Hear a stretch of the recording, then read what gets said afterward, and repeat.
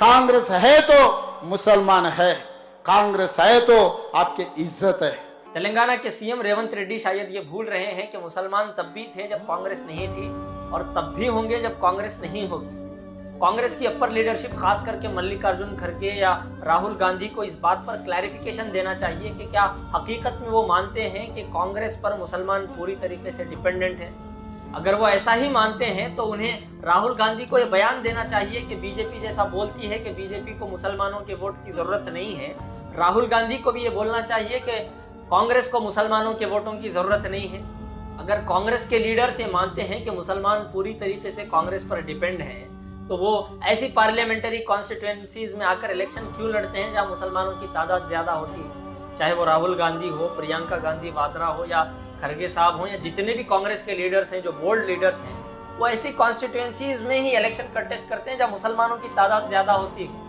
आप अगर मानते हैं कि मुसलमानों को आपकी जरूरत है तो आप ऐसी जगह नहीं जाना चाहिए आपको।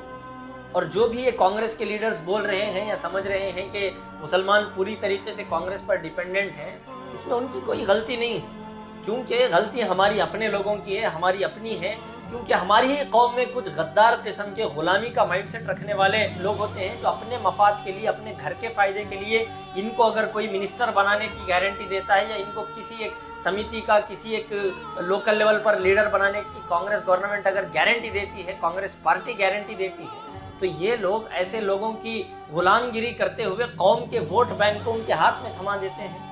हमारे लिए तो अल्लाह रब्बुल इज़्ज़त ने कुरान में कितनी जगह कहा है, सूरह आले इमरान में, सूरह तौबा में, सूरह माइदा में अल्लाह रब्बुल इज़्ज़त ने बार बार कहा अगर तुम मुसलमान हो, अगर तुम ईमान वाले हो तो तुम्हारे लिए अल्लाह काफ़ी है। रेवंत रेड्डी का ये बयान सिर्फ एक पॉलिटिकल स्टेटमेंट नहीं है, ये हमारे ईमान पर एक सवाल है। हम सिर्फ अल्लाह पर डिपेंड हैं, हम अल्लाह के सिवा किसी के मोहताज नहीं है। हमारा ईमान तो हमें ये सिखाता है। तो ये लीडर्स कैसे बोलते हैं कि मुसलमान कांग्रेस पर डिपेंड है।